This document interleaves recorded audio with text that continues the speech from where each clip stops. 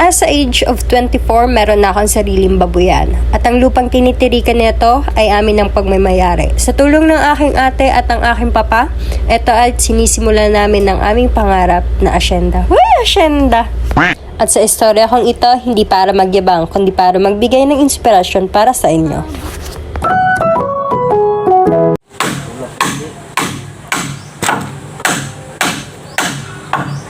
Ito nga yung unang araw na pagbisita ko sa nabili ni Papang lupa. Actually, dati mahaba yung taniman namin. May mga tanim kami ng mais, palay, mangga, sagi, buko, at marami pang iba. At marami din yung tinatanim ng manggulay ito ng aking nanay. Nagbabay and sell siya at yun yung bumuhay sa amin sa mahabang panahon. Pero ngayon, wala na siya sa amin kasi tenant lang kami doon. At binayaran lang kami para mapaalis sa lugar na yun. Pero kahit ayawan namin, wala kaming magagawa. Pero ang sarap talaga sa feeling kapag nakakapagpundar ka na para sa sarili nyo at nandun yung pagpapahalaga kasi pinaghirapan mo. Ang pinapagawa